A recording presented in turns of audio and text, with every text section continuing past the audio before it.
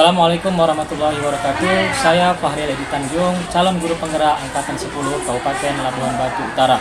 Bertemu kembali dengan saya, namun kali ini saya tidak sendiri.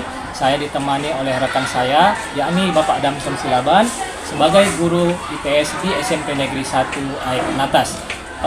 Selamat siang Pak Damson. Selamat siang Pak Fahri. Bagaimana kabarnya? Puji Tuhan, sehat. Begini Pak Damson, hari ini kita akan melaksanakan yang namanya percakapan praobservasi, di mana hal ini dilakukan sebelum Bapak melaksanakan pembelajaran di kelas Bapak, atau sebelum saya melakukan supervisi di kelas Bapak. Adapun tujuan dilakukan supervisi ini adalah mengetahui atau mengevaluasi jalannya proses pembelajaran yang Bapak lakukan di dalam kelas. Dan sekarang ini kita melakukan percakapan praobservasi sebagai persiapan awal sebelum melakukan proses pembelajaran, agar Bapak lebih siap dan lebih percaya diri sehingga dapat memberikan pembelajaran yang terbaik di kelas Bapak. Izin Pak, saya akan mengajukan pertanyaan kepada Bapak. Boleh Pak? Siap, boleh Pak. Baiklah Pak. Pertanyaan pertama, apa tujuan pembelajaran yang ingin Bapak capai nantinya? Tujuan pembelajaran yang ingin saya capai dari materi pengaruh letak geografis dan astronomis Indonesia itu, yang pertama Pak, siswa mampu memahami yang namanya pengaruh letak geografis Indonesia. Kemudian siswa dapat menjelaskan pengaruh letak astronomis Indonesia itu terhadap zona waktu, terhadap pengaruh iklim, dan juga pengaruh geologisnya Pak. Selanjutnya Pak, bagaimana dengan area pengembangan yang ingin Bapak capai? Menurut saya, area pengembangan yang ingin saya capai itu Pak ada dua, area pengetahuan dan area keterampilan. Jadi di pengetahuan, saya rasa murid mampu untuk menjelaskan yang namanya pengaruh letak geografis dan astronomis Indonesia.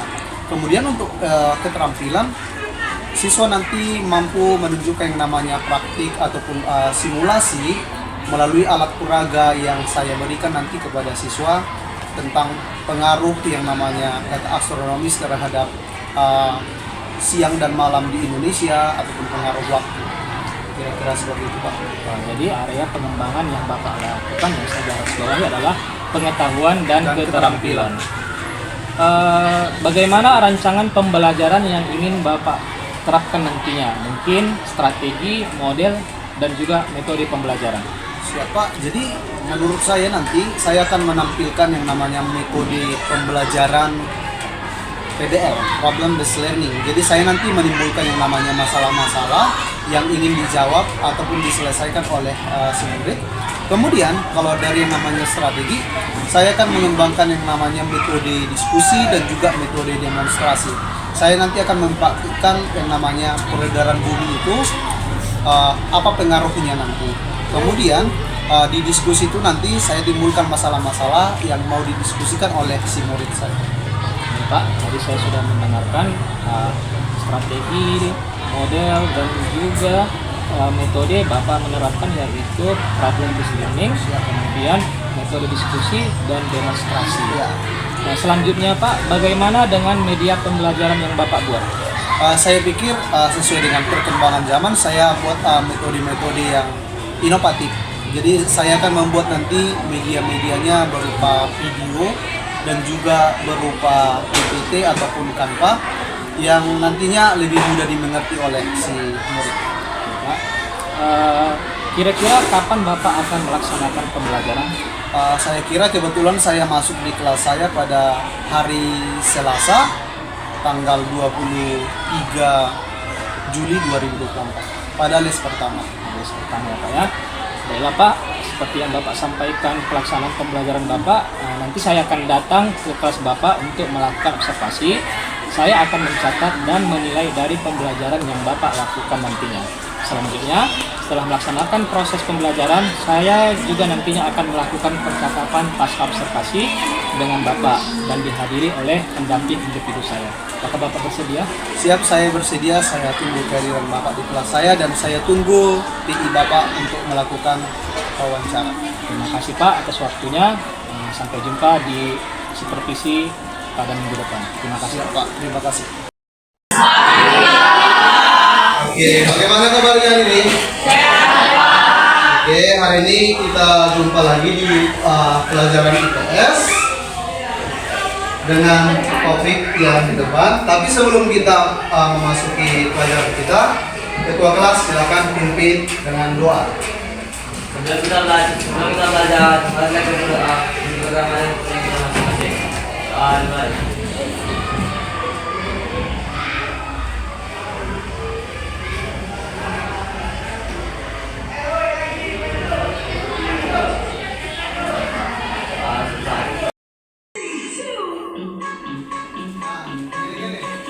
Oke, goyang semua. Ini sebenarnya. Gila, genek. Gak usah malu-malu, gak usah malu-malu. Goyang.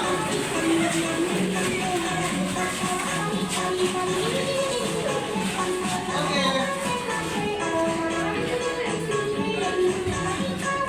Jangan malu-malu, goyang. Orang itu goyang, lagi-lagi perempuan goyang kan?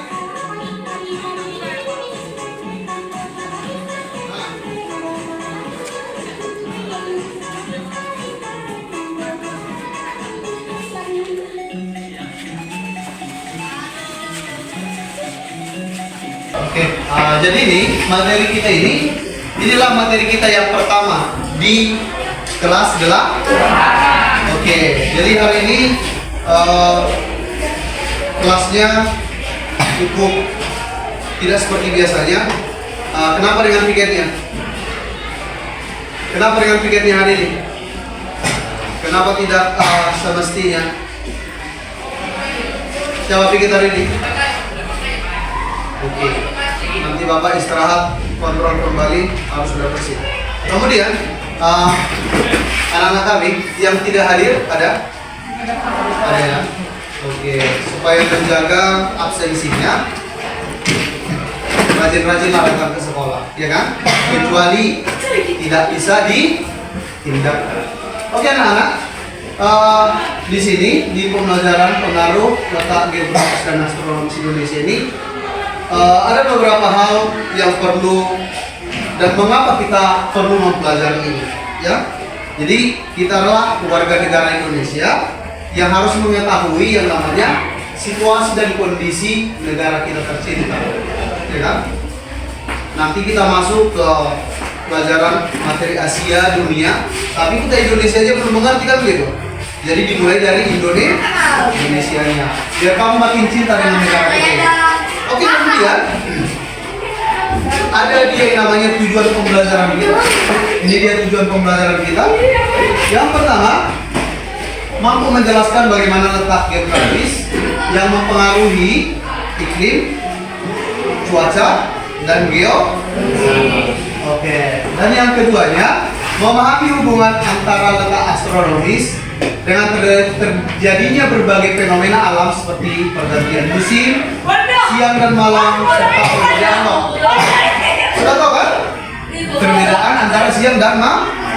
Oke. Ini dia alat peraga kita, ya. Mengapa terjadi siang dan malam?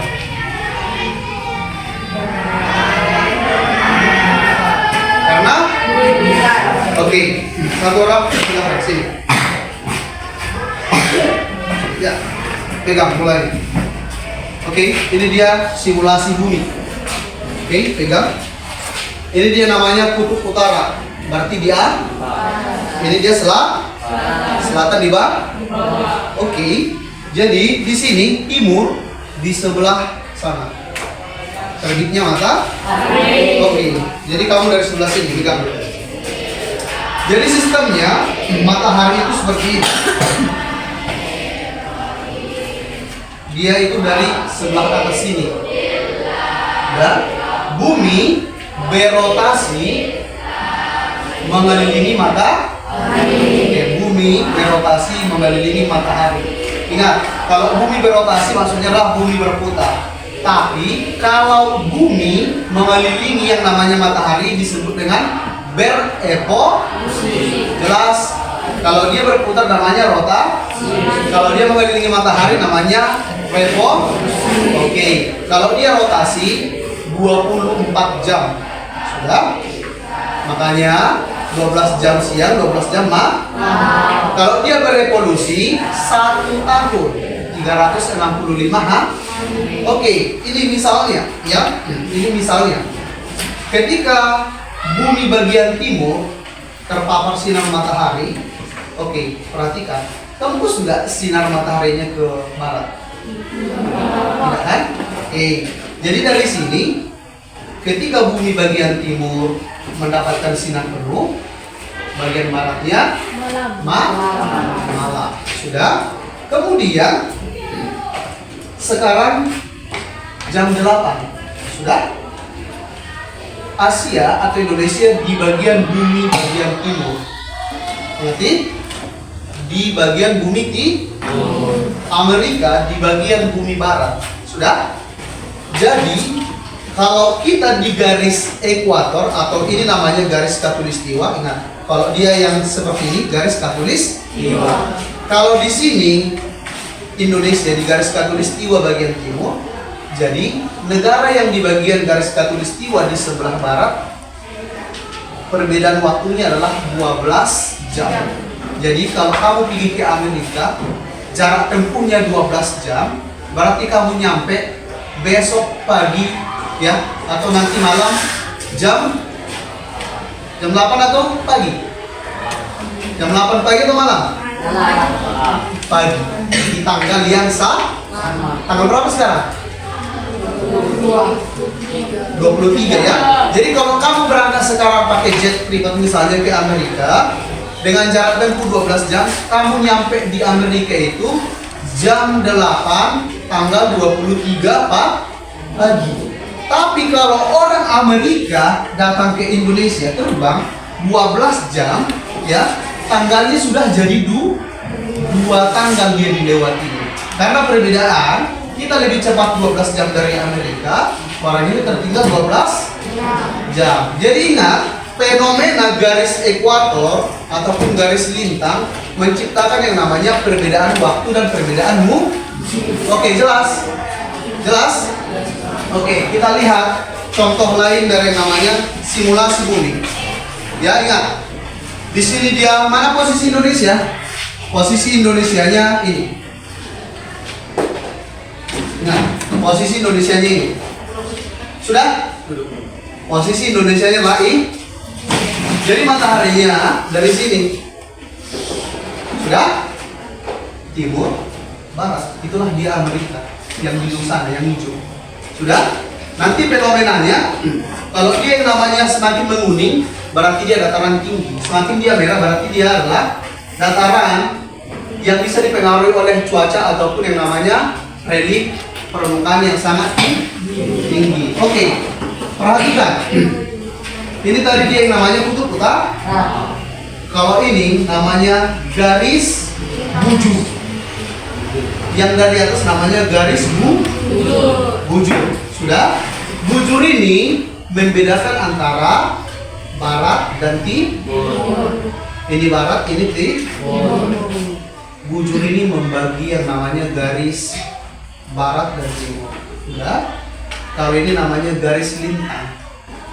Garis lintang itu adalah membagi antara utara dan selatan.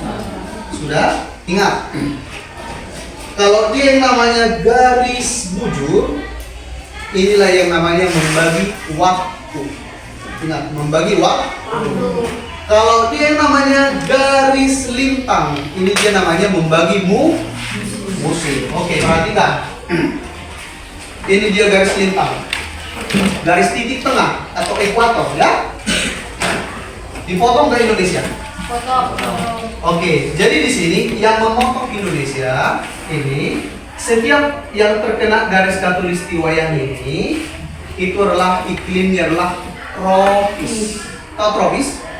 Tropis itu adalah hanya ada 2 musim, musim kemarau dan musim hujan. Oke, ini dia 23,5.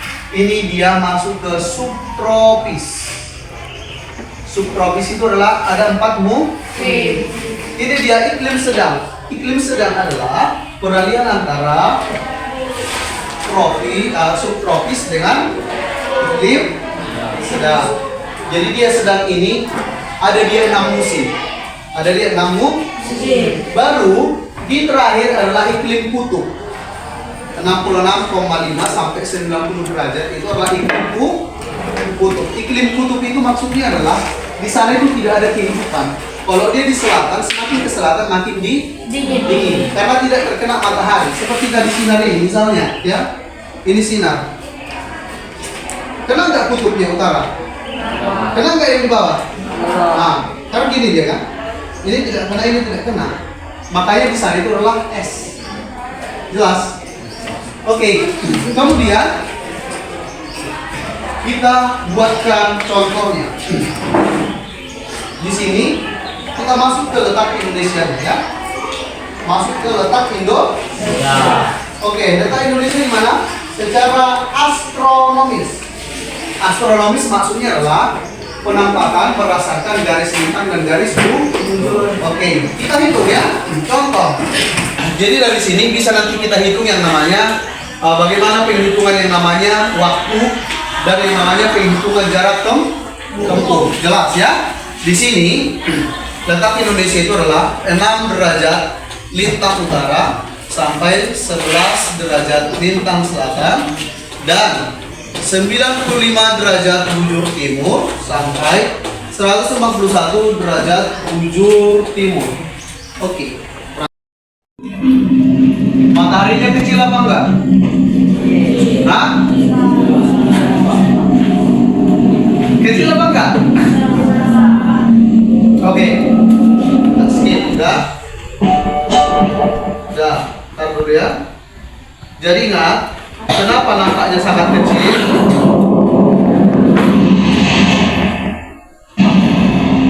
Ingat, kenapa nampaknya ini sangat kecil? Jawabannya adalah jarak matahari ke bumi itu ada yang namanya perihelium dan aphelium. Jarak terjauhnya itu sekitar 150 juta kilometer. Ingat, 150 juta kilo. Oke. Air panas berapa suhunya, Nak? 100 derajat. Inti matahari panasnya 15 juta derajat. Sudah. Jarak dari sini ke Medan berapa ratus kilo? 270 km. 270 kilo ke matahari 150 juta kilo. Ingat, juta kilometer. Sangat jauh. Kalau dekat, tak tahu. Siang aja tak tertahan bukan? Konon kalau dekat. Jelas ya? Oke, itu dia jawabannya.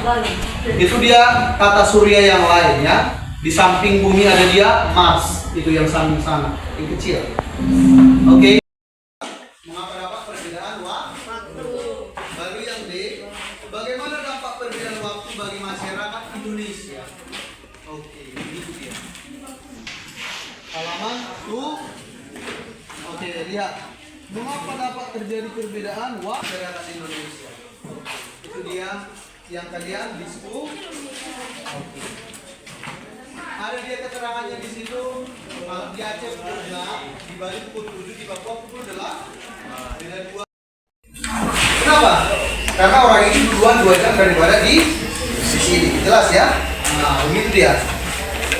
Itulah dia yang namanya pengaruh yang namanya perbedaan waktu bagi masyarakat Indonesia. Terjadi yang namanya perbedaan aktivitas. Orang kata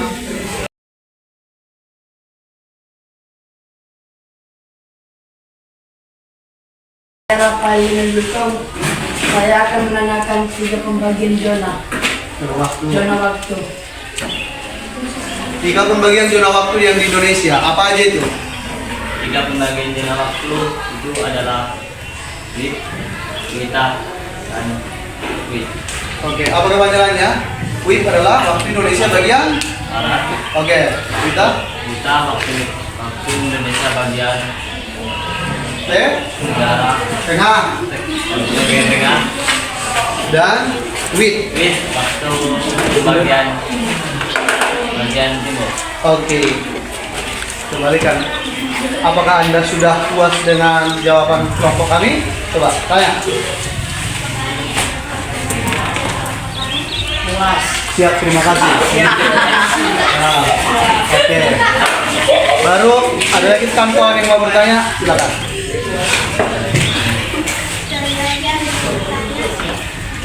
Oke. Berhubung tidak ada lagi yang mau bertanya, demikian hasil presentasi kami. Terima kasih.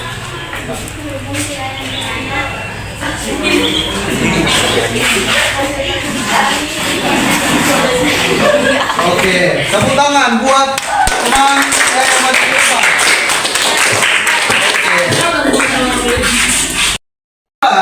Dari materi kita hari ini, pengaruh letak geografis dan astronomis Indonesia adalah bahwa dengan letak astronomis Indonesia yang terletak pada 6 derajat lintang utara sampai 11 derajat lintang selatan dan antara 95 derajat bujur timur sampai 141 derajat bujur timur mempengaruhi Indonesia ke dalam 3 zona waktu. Jadi ingat, bujur, garis bujur mempengaruhi yang namanya zona waktu. Dan ingat, letak lintang itu berpengaruh terhadap yang namanya penentuan iklim. Jadi ingat, di sini iklim tropis 0 sampai 23,5 derajat lintang utara atau lintang selatan. Jadi di sini ingat, letak lintang Indonesia di bawah 23,5 derajat lintang utara ataupun lintang selatan. Sehingga otomatis Indonesia memiliki iklim tropis. Ingat, jadi pengaruh letak astronomis Indonesia itu berpengaruh terhadap iklim Indonesia yang beriklim tropis, dan Indonesia masuk ke dalam 3 zona waktu. Waktu Indonesia bagian barat, waktu Indonesia bagian tengah, dan waktu Indonesia bagian timur. Oke, demikian hasil dari pembelajaran kita hari ini. Untuk minggu depan kita masuk ke pembelajaran letak geologis Indonesia. Ingat ya, letak geologis Indonesia. Oke, demikian pembelajaran kita hari ini. Untuk mengambil hikmah dari pembelajaran kita hari ini, ketua kelas silakan memimpin dengan doa. Untuk menutup pelajaran kita hari ini, kita berdoa. Untuk menutup pelajaran kita hari ini, baik berdoa. Doa dimulai.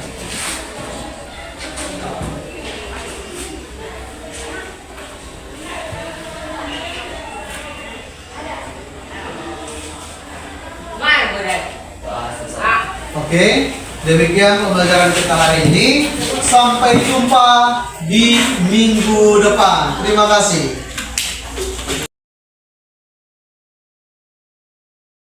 Assalamualaikum warahmatullahi wabarakatuh. Selamat pagi, salam sejahtera bagi kita semua. Setelah kami melaksanakan pra-observasi dan juga saya sudah melakukan observasi, kali ini saya akan melaksanakan pasca observasi. Namun kali ini saya didampingi oleh pendamping individu saya, pengajar praktik Ibu Siti Rahmah, dan juga masih bersama dengan Bapak Damson Silaban. Baiklah, bagaimana kabarnya Pak Damson? Puji Tuhan, Pak pagi ini. Bagaimana perasaannya kemarin Pak setelah melaksanakan pembelajaran yang mana saya sebagai observernya? Saya rasa cukup menarik dan cukup senang dilihat dari antusias siswa yang cukup bagus. Izin Pak, di sini saya ingin mengajukan beberapa pertanyaan, di mana nanti Bapak menjawabnya mengalir aja seperti apa yang Bapak rasakan nanti ketika pelaksanaan pembelajaran kemarin. Bisa kita mulai Pak? Izin Ibu. Bagaimana pendapat Bapak setelah menyajikan pembelajaran kemarin?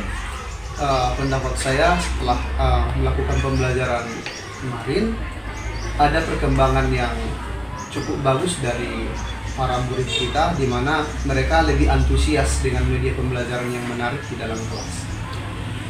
Apakah pada proses pembelajaran yang sudah Bapak lakukan itu sesuai dengan yang direncanakan? Saya rasa cukup memuaskan untuk sesuai dengan jalur perencanaannya, Pak. Di mana di sana ada yang namanya peningkatan dari murid-murid kita menjadi lebih baik dari yang sebelumnya. Ada peningkatan yang bisa kita lihat ketika pelaksanaan pembelajaran itu, Pak ya. Selanjutnya, dapatkah Bapak menceritakan hal-hal yang dirasakan memuaskan dalam proses pembelajaran itu? Kira-kira yang memuaskan itu seperti apa? Yang memuaskan itu bisa kita lihat ya seperti kemarin murid-murid kita lebih interaktif. Jadi dari sebelumnya untuk disuruh maju aja sangat susah, Pak. Jadi di sana kita motivasi siswanya, kita jangan menyalahkan, kita berikan yang namanya reward kepada dia. Puji Tuhan dia mulai tergerak hatinya untuk maju, bahwa kesalahan itu ternyata bisa diperbaiki seperti itu. Berarti dalam memuaskan menurut Bapak itu mereka interaktif, ada komunikasi yang baik, kemudian mereka berani untuk tampil, Pak ya. Oke, selanjutnya Pak, bagaimana perkiraan Bapak mengenai ketercapaian tujuan pembelajaran? Ketercapaiannya, Pak, bisa nanti kita lihatnya di asesmen kan, Pak. Di asesmen nanti, jadi di sana kita lihat dia di penyelesaian soal, misalnya di diskusi, mereka dapat menyelesaikannya dengan bagus. Misalnya kan ketika presentasi ke depan, mereka bisa menjawab soal-soal yang sesuai dengan tujuan pembelajarannya. Berarti kita bisa melihat hasil dari tujuan pembelajaran melalui diskusi tadi, Pak ya. Menurut Bapak, apa yang menjadi kesulitan siswa ketika menerima pembelajaran ini? Kalau saya rasa, Pak, kesulitan siswa itu dikarenakan kemampuan daripada siswa-siswi kita kan berbeda-beda, Pak. Sementara kita mengajarkannya masih satu teknik. Jadi ada yang namanya perbedaan kemampuan itu, jadi pemerataan untuk menangkap pembelajarannya masih saya rasa belum merata. Jadi dikuasai oleh orang-orang yang lebih pintar lah di kelas. Jadi setelah Bapak menceritakan kesulitan yang dihadapi oleh beberapa siswa tadi, adakah kira-kira alternatif yang Bapak akan melakukan untuk mengatasi permasalahan tersebut? Kalau menurut saya, Pak, untuk mengatasi permasalahan tersebut, saya rasa menganeka-ragamkan media. Jadi saya membuat media yang lebih menarik, yang beraneka ragam sesuai dengan kemampuan anak didik kita yang belum mengerti. Ataupun kita buat dia bimbingan khusus, ataupun kita buat dia bimbingan tutor sebaya dari teman-temannya yang sudah bisa. Artinya yang saya tangkap dari yang Bapak katakan tadi, bahwasanya cara yang akan Bapak lakukan adalah mungkin akan melakukan pembelajaran yang berdiferensiasi, Pak ya. Kemungkinan, Pak, kalau bisa berjalan dengan baik. Dalam melaksanakan pembelajaran tersebut, kira-kira apakah kemarin Bapak di pra-observasi mengatakan bahwa ada kemampuan yang ingin Bapak tingkatkan, yaitu pengetahuan dan juga keterampilan. Menurut Bapak, apakah semalam kemarin ketika kita melaksanakan observasi itu sudah tercapai, Pak? Saya rasa sudah tercapai walaupun tidak sepenuhnya. Dimana kalau dia dari segi pengetahuan, keterampilan, dari segi pengetahuan, dari antusiasme mereka kan sudah terlihat jelas, Pak. Dan juga kelompok yang tidak pernah maju mau maju. Jadi di situ dia, Pak. Baru dari segi keterampilannya, Pak, dari media pembelajaran yang saya buat yang demonstrasi, mereka juga antusias untuk mempraktikannya kembali, menggang bolanya itu, simulasi buminya bagaimana. Saya rasa mereka sudah cukup terampil untuk memperagakan kembali. Saya juga bisa lihat bagaimana sih Bapak kemarin itu memanfaatkan sumber yang ada di sekolah kita dengan menggunakan bola sebagai bumi, kemudian juga memanfaatkan senter untuk memutari bola tadi berputar sehingga siswa bisa saya lihat antusias melihat bukti real dari bagaimana bumi sebenarnya seperti itu, Pak ya. Oke, selanjutnya Pak, apa yang akan Bapak lakukan untuk pertemuan berikutnya setelah tadi ini, setelah kita ini proses coaching nih, apa kira-kira pertemuan yang akan Bapak lakukan kepada siswa seperti apa, Pak?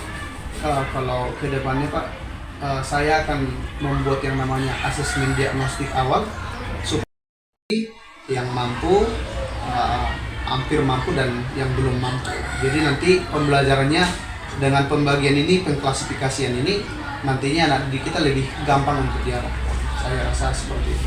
Berarti yang akan Bapak lakukan selanjutnya adalah untuk membuat pembelajaran vertikalisasi supaya tentunya pasti melakukan asesmen terlebih dahulu, termasuk asesmen diagnostik ya. Mungkin hanya itu Pak yang pertanyaan seputar dari observasi yang kita lakukan kemarin. Terima kasih kepada Bapak yang sudah meluangkan waktunya memberi kesempatan kepada saya untuk observasi Bapak, dan juga setelah menemani saya melalui pasca observasi, pra observasi dan juga pasca. Demikian, terima kasih. Selamat pagi Pak. Selamat pagi Pak. Baiklah, demikian pasca observasi yang telah kami lakukan. Untuk hal ini terima kasih kami ucapkan kepada Bapak Damson dan juga Ibu pengajar individu saya yaitu Siti Rahma yang telah mampu membantu saya untuk menyelesaikan modul ini. Demikian saya akhiri. Wassalamualaikum warahmatullahi wabarakatuh. Selamat pagi, salam sejahtera bagi kita semua. Selamat pagi.